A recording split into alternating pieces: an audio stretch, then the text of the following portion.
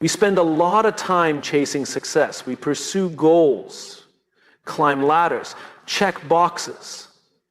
We invest in strategies, tactics, and tools, believing they'll take us to the top. But here's the uncomfortable truth. None of that matters if the mind behind it all is unclear, unaligned, or malnourished. Success doesn't begin in the marketplace. It doesn't begin in your calendar or your bank account. It begins in the mind. The greatest journeys, those that leave a mark, don't start with answers. They start with the courage to ask better questions. And perhaps the most powerful question of all is why? Why do I do what I do? Why do I want to succeed? Why do I get up in the morning and choose this path? Most people don't know. They can tell you what they want, a new title, a six-figure salary, recognition. But when asked why, they stumble, they shrug, they default to vague statements like, I want to be successful, or I want to make a difference. And while those words sound good, they're not grounded, they're not specific, they're not enough to carry you through the storms. When your why is unclear, you chase shadows. You move quickly but without direction. You get busy but not effective. You compare, compete, and copy others, hoping their map will lead to your fulfillment. But the truth is, borrowed goals rarely satisfy. Because achievement without alignment doesn't nourish the soul, it exhausts it. Success is not about what you do, it's about what you believe. The most impactful people in the world, leaders, creators, change makers, don't start with plans. They start with belief. They know their purpose. They've taken the time to nourish their mind with clarity. That's what fuels them. That's what keeps them going when the pressure rises and the applause fades. Think of it like this. Your mind is the soil. If the soil is unhealthy, if it's full of fear, confusion, or self-doubt, then it doesn't matter what kind of seeds you plant, the harvest will be shallow. But if the soil is rich with purpose, intention, and self-awareness, then anything planted in it has the potential to flourish. That's why nourishing your mind is not a luxury. It's not something you do after you've achieved success. It's the first step, it's foundational, and it starts by stepping back and asking, what drives me? Not what impresses others, not what looks good on paper, but what makes me come alive? What cause am I willing to suffer for? What kind of impact do I want to have, and why does that matter? This kind of reflection isn't easy. It forces us to sit in discomfort, to confront our insecurities, to admit that some of the things we've been chasing were never really ours to begin with, but it's necessary. Because once you have clarity of purpose, everything else begins to fall into place. You stop chasing approval. You stop needing constant validation. You stop comparing your chapter 2 to someone else's chapter 20. Why? Because you're no longer trying to outrun the noise. You're anchored in something deeper, something steady, something true. There's power in knowing why you do what you do. When challenges come, and they will, you don't crumble. When the outcome takes longer than expected, and it will, you don't waver. Because you're not driven by ego. You're driven by purpose. And that kind of fuel doesn't burn out. But let's be clear. Clarity doesn't mean certainty. Having a why doesn't mean you'll never face doubt or fear. It just means those doubts won't define you. They won't own you. Because you've done the work to nourish your mind with something stronger than circumstance, belief. Now, someone might say, that's great, but I need practical results. I can't just live on purpose alone. That's true. But the mistake is thinking it's one or the other, heart or hustle, meaning or metrics. The best kind of success comes from both. But purpose must come first. Because when you start with why, the how and the what become clearer, more focused, more powerful. And when you nourish your mind first, success becomes sustainable. You're no longer climbing a ladder you don't believe in. You're no longer building someone else's dream. You're no longer running on fumes. You're choosing every day to build a life that reflects who you truly are. We see this all the time in leadership. The best leaders aren't necessarily the smartest or most talented. They're the ones who are grounded in purpose. They create cultures of trust because people follow belief, not bravado. They make bold decisions because they're not afraid to stand for something. They don't lead from the top, they lead from the inside out. And it's no different in our own lives. Whether you're an entrepreneur, an artist, a teacher, or a student, your effectiveness is amplified when your mind is nourished with clarity. You think differently, you speak differently, you act with intention, not impulse. You stop reacting and start leading. But none of that can happen until you make a decision to stop looking outward for direction and start looking inward for alignment. To stop asking, what should I do, and start asking, why does this matter to me? That shift, though simple, is powerful. It reorients your entire life around meaning instead of motion. So if you want to succeed, really succeed, in a way that doesn't just look good but feels right, start with your mind. Don't skip that step. Don't outsource it. Nourish it daily. Feed it with purpose. Align it with values. Protect it from noise. And above all, give it the space to ask better questions. Because the answers don't lead to success. The right questions do. And the most important one is the one that started it all. Why? We are all storytellers, every single one of us. But the most powerful stories we tell aren't the ones we share with the world. They're the ones we whisper to ourselves when no one's listening. They shape the way we see our potential, how we interpret failure, and how we define success. These stories don't just influence our decisions, they determine the direction of our lives. Every action we take is rooted in a belief, and those beliefs often come from the narratives we've absorbed over time. Some were handed to us by our parents, our teachers, our peers. Others we wrote ourselves, usually in moments of pain or uncertainty. I'm not good enough. I always mess things up. People like me don't succeed. These are not truths, they are stories. And if we don't examine them, we live inside them. We build our lives around them, and then wonder why we feel stuck. But here's the good news. If your mind is the author of those stories, then you can rewrite them. You can choose a new narrative. One that nourishes possibility instead of fear. One that calls you forward instead of holding you back. This isn't just about positive thinking, it's about self-awareness. It's about recognizing that your thoughts aren't facts, they're habits. And like any habit, they can be changed. But you can't change what you won't confront. And most people never confront their own inner narrative. They live reactively, unaware that the real obstacle isn't out there, it's the voice inside. Think about it. How many times have you talked yourself out of a risk, a conversation, an opportunity, not because you weren't capable, but because your inner story told you you weren't ready? How many times have you settled for less, not because it was all that was available, but because you believed it was all you deserved? We don't rise to the level of our ambition, we rise to the level of our self-belief. And that belief is constructed from the stories we repeat over and over until they harden into identity. But identity is not fixed, it's fluid. And when we become conscious of the stories guiding us, we can begin to reshape them with intention. This doesn't mean pretending everything is okay. It doesn't mean ignoring reality. It means telling the truth, not just about your circumstances, but about your strength. It means acknowledging the setbacks without letting them define you. It means shifting from I failed to I learned, from I'm not good at this to I'm growing, from I can't to I haven't yet. It's subtle, but it's everything. The most resilient people you'll ever meet aren't immune to fear. They've just trained themselves to interpret life differently. They don't see challenges as signs to stop. They see them as invitations to become. That's not because they're braver, it's because their inner story is built on growth, not limitation. You see this in the way they respond to failure, where one person might see a closed door, they see a redirection. Where someone else might internalize a loss as proof they're not enough. They see it as a necessary chapter in becoming more. That mindset isn't accidental, it's cultivated, it's practiced. And it begins with a choice to be intentional about what story you're telling.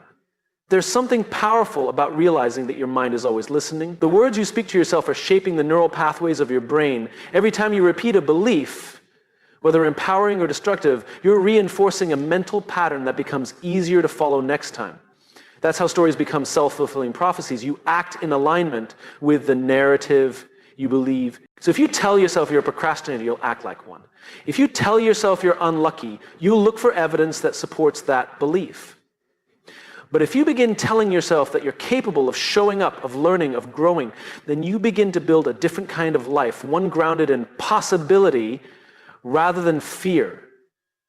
This is why nourishing your mind is not just about input, it's about interpretation. It's not just about what you consume, but how you frame it. Two people can face the same situation and walk away with completely different meanings. One walks away discouraged, the other walks away determined. The difference isn't the event, it's the story. If we want to build a life of impact and fulfillment, we must start at the root, the narrative we carry. And that narrative must be consciously shaped, not unconsciously inherited. That means questioning the labels, challenging the assumptions, choosing words that expand rather than shrink our vision of what's possible. So the next time you catch yourself saying, "I always mess this up," pause. Ask, is that true? Or is it a story I've been repeating without thinking? The next time you're tempted to say, "I'm not good at this," ask, what would change if I said, "I'm learning this instead"? These small shifts compound. Over time, they form a new internal compass, one that leads you toward growth rather than away from it. And the most meaningful success doesn't come from hustle alone. It comes from alignment, from believing something true and good about who you are and what you're capable of, and then acting in a way that reflects that belief. That's the essence of integrity. That's the foundation of confidence. And it's built not on bravado, but on the quiet courage to rewrite your story one line at a time. Because the future isn't written yet. It's being written now with every thought, every belief, every sentence you say to yourself. So choose your story wisely. Feed your mind with something worthy of the life you're building. Make your inner dialogue your greatest ally. Because in the end, the story you live by becomes the life you live out. We often talk about success as if it happens in isolation, as if it's just about what's inside us, a drive, our mindset, our discipline. But there's another factor at play, one that we rarely pay enough attention to: our environment, the space we live in, the voices we hear, the people we surround ourselves with. All of it is shaping us every single day, whether we realize it or not. Your mind is always absorbing, like the body takes in nutrients from food, the mind takes in energy, ideas, and emotions from its surroundings. What you feed your mind is just as important as what you feed your body. But while most of us are careful about what we eat, we're far less intentional about what we consume mentally and who we allow to sit at our table. Environment is more than a place, it's a culture. It's the habits, expectations, conversations, and energy that fill the space around you. And those things either lift you up or pull you down. They either reinforce your growth or sabotage it. They either remind you of your purpose or distract you from it. If you surround yourself with people who complain all day, negativity becomes normal. If you spend time in spaces where everything is urgent and reactive, your nervous system starts believing that peace is dangerous. If the voices you hear online or in real life are constantly telling you you're behind, not enough, or missing out, eventually you'll start acting from fear instead of purpose. But the opposite is also true. If your environment is full of people who challenge you with love, who believe in your potential, who hold you accountable not just to performance, but to character, then your mind starts operating from a different foundation. You stop striving for approval and start leaning into alignment. You stop reacting and start creating. We are not as independent as we think. Humans are deeply social creatures. We mirror what we're exposed to. It's not weakness, it's biology. And if we know that, we can use it, and we can shape our environment with intention instead of letting it shape us by default. The problem is many of us stay in environments we've outgrown because we're afraid of what change will cost. We stay in friendships that drain us because of history. We stay in routines that dull our thinking because they're familiar. We tolerate noise, clutter, chaos externally and mentally because it feels easier than disrupting the pattern. But here's the cost of staying stuck. Potential withers. Dreams shrink. Purpose gets drowned out by noise. And over time, we begin to believe that the smallness of our environment is the limit of what's possible for us. Changing your environment doesn't always mean moving cities or quitting your job. Sometimes it means rethinking who you text when you're confused, who you let influence your thinking, what you allow into your ears and eyes the moment you wake up. Sometimes it means curating silence so you can hear your own voice again, because the truth is clarity doesn't shout, it whispers. And if your environment is too loud, you'll miss it. You'll confuse noise for progress, activity for impact, feedback for truth. One of the most powerful things you can do for your growth is to surround yourself with people who are aligned with the values you want to live by. Not people who are perfect, not people who agree with you on everything, but people who challenge you to be more honest, more courageous, more fully yourself. A great environment doesn't flatter your ego, it feeds your character. It reminds you of what matters. It helps you stay anchored when the world tries to pull you in 100 directions. It supports you in ways you didn't even know you needed until you experienced it.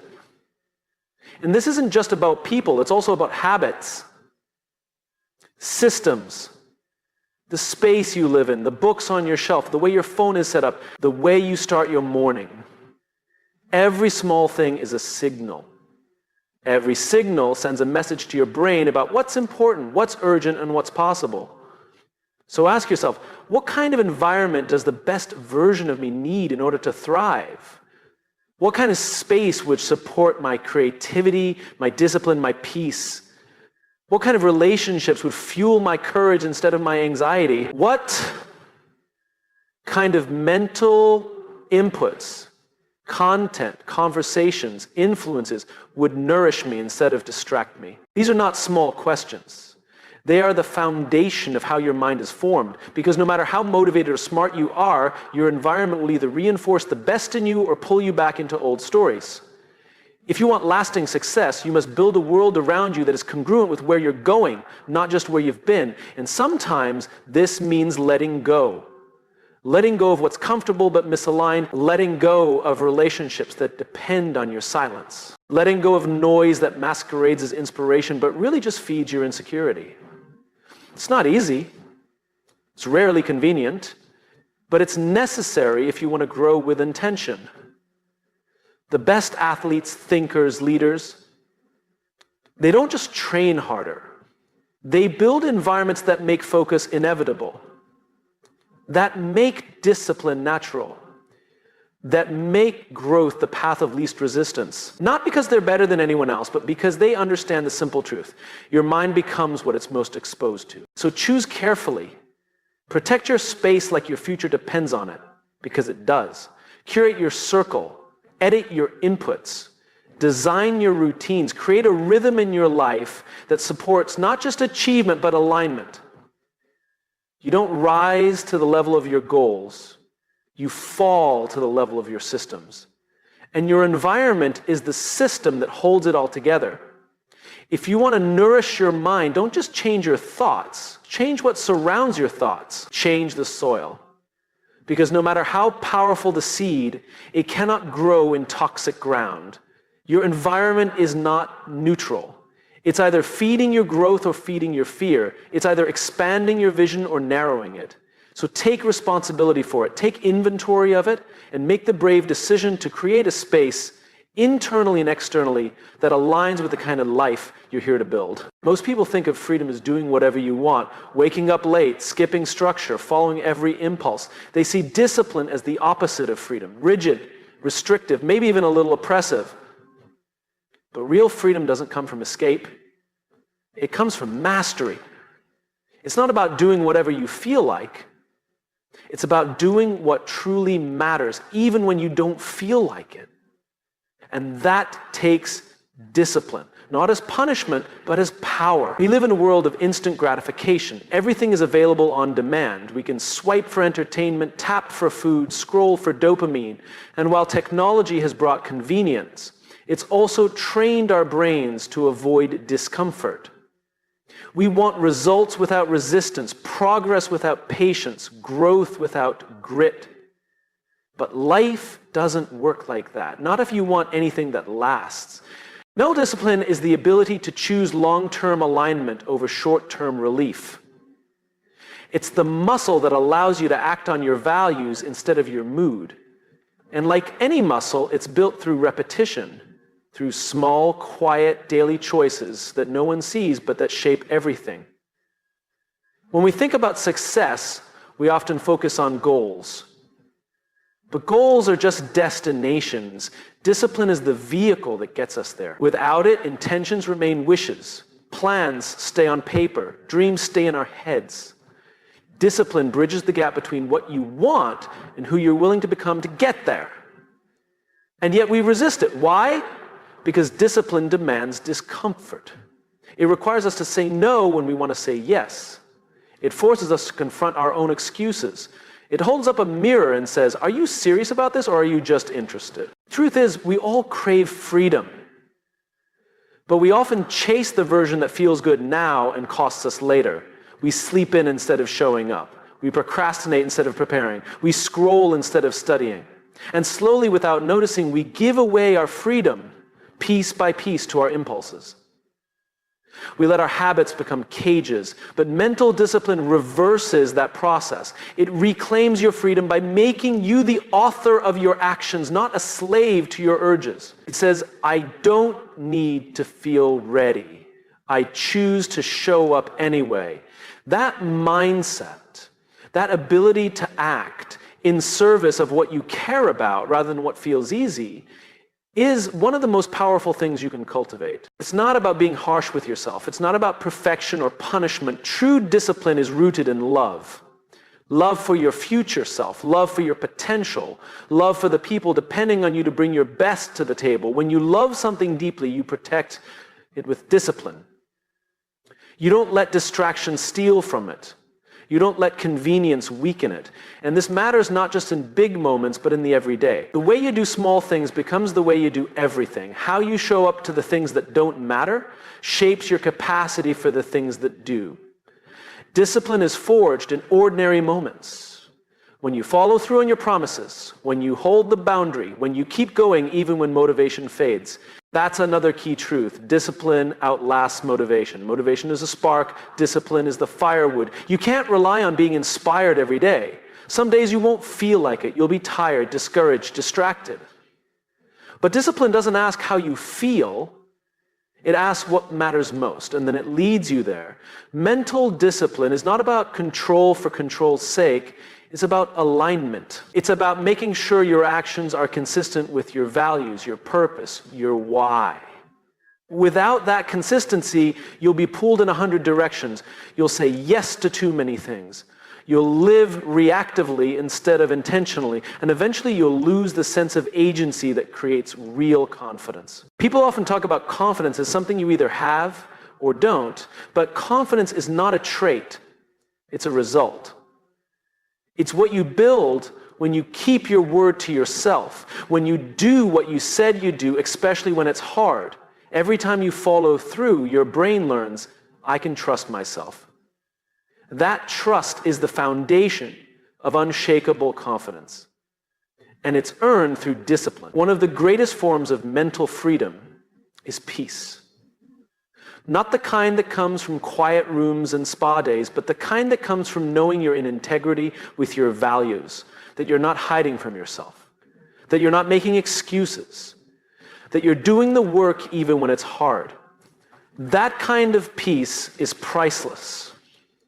And it only comes when your mind knows you're leading it, not the other way around. But let's be clear, discipline isn't about always doing more. Sometimes, discipline means resting when your body needs it, saying no when your calendar is full, stepping back to reflect instead of pushing through mindlessly.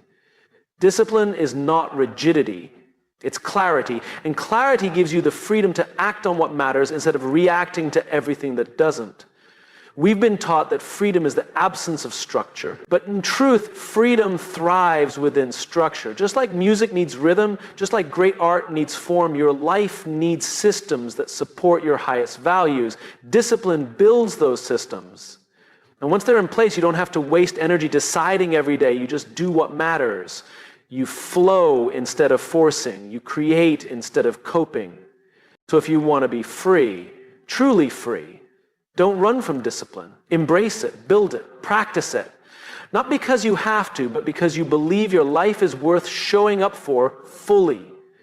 Because you know that freedom is not the absence of obligation, but the presence of purpose. Mental discipline is not a cage. It's the key to a life that reflects who you really are. The key to becoming someone you respect when no one's watching. The key to building something that lasts. And not just success, but significance. And that journey begins with a decision. A decision to stop waiting until you feel ready. A decision to show up, not just once, but over and over again. A decision to lead your mind instead of being led by your moods. Freedom is not given, it is earned. And discipline is how you earn it, one choice at a time. There's a truth we all need to hear, but few of us take seriously enough. Your mind is not a garbage bin. It is not a place to dump every random opinion, every toxic thought, every loud headline, or every mindless piece of content that scrolls across your screen. Your mind is soil, and what you plant in it determines what will grow. Most of us spend more time thinking about what we put into our cars than what we put into our heads. If you filled your gas tank with the wrong fuel, you'd expect it to break down.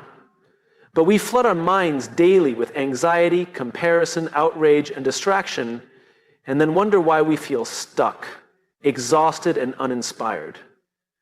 The quality of your output, your decisions, your focus, your creativity is directly tied to the quality of your input. What you feed your mind, you fuel your future. That's not just a metaphor. It's a pattern. If you put in garbage, you get garbage. If you put in clarity, wisdom, and purpose, you get vision, direction, and strength. Feeding your mind isn't just about reading good books or listening to insightful podcasts, though that helps. It's about guarding your mental diet with the same care you'd give to something sacred, because it is. Your mind is the lens through which you experience the world. It's the filter that decides what you notice, how you respond, what you believe is possible. And that lens is shaped daily by what you consume. Every conversation, every article, every thought, it's all shaping you, slowly, quietly, but constantly. The scary part is that we often don't notice the influence until it's already taken root. Until our minds are no longer responding to our purpose, but reacting to our environment. Imagine waking up every day and pouring sugar into the engine of a high-performance car. No one would do that intentionally. But when we wake up and immediately fill our heads with chaos, noise, and negativity, that's exactly what we're doing to our minds. And we pay for it. Not just in how we feel, but in how we think. Over time, you begin to adopt the mindset of what you consume. You start to normalize distraction. You start to expect crisis. You start to live in a state of constant comparison, wondering why you never feel like you're enough. But that's not truth. It's conditioning. Here's the good news. You can change the pattern. You can take back control. You can start feeding your mind what it actually needs. Depth, not just data. Meaning, not just noise. Encouragement, not just outrage. Stillness, not just stimulation. It begins with awareness. You can't change what you won't see. So ask yourself honestly, what am I feeding my mind on a daily basis? Are the books I read, the people I follow, the conversations I have, are they making me better? Are they making me clearer? Are they expanding my thinking or shrinking my hope? This isn't about living in a bubble. It's not about pretending the world is all sunshine and optimism. It's about choosing to be intentional with what you allow into the most valuable space you have, your inner world. Because once that space becomes polluted, it's incredibly hard to lead with clarity, to create with purpose, or to love with presence. You see, your future isn't something you stumble into. It's something you build. Choice by choice, day by day. And your mind is the construction site. If you fill it with self-doubt, fear, and distraction, you build a future based on survival. But if you fill it with learning, belief, and purpose, you build a future based on vision. And the great thing about the mind is that it's plastic, it's moldable.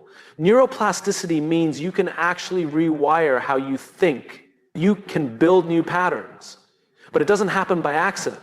You have to feed it with repetition, with intention, with things that stretch you, not sedate you. Start with small shifts. Choose your first input of the day wisely. Don't give your attention to chaos the moment you open your eyes. Give it to something anchoring, something that reminds you who you are and what you're here to do. Then keep feeding it throughout the day. Read things that challenge your perspective. Listen to people who are walking the path you admire. Talk to those who make you think deeper, not just feel busier. This isn't about being perfect, it's about being conscious. Because over time, these small inputs build a library in your head. They shape your vocabulary, they influence your inner voice, they form the raw material from which your thoughts are built. And eventually those thoughts become beliefs. Those beliefs become actions. And those actions become your life. So if you want to shape a better future, start by shaping your inputs. Stop feeding your mind with fear and expecting peace. Stop feeding it with noise and expecting clarity. Stop feeding it with other people's definitions of success and expecting to feel fulfilled. Start giving it the kind of fuel that supports your purpose. Learn from people you respect. Reflect on what matters. Guard your attention like your dreams depend on it, because they do. Focus is not just a productivity tool. It's a way of honoring what matters most. And most of all, feed your mind with truth. Not hype, not panic, truth. The truth about your potential. The truth about your resilience, the truth about the kind of person you're becoming. Because when you fill your mind with what's real and life-giving, you begin to build a future that's not just successful, but sustainable. In the end, it's simple. You become what you consume. The future you build will rise or fall based on the fuel you choose. So choose well. Feed your mind like your future depends on it, because it does.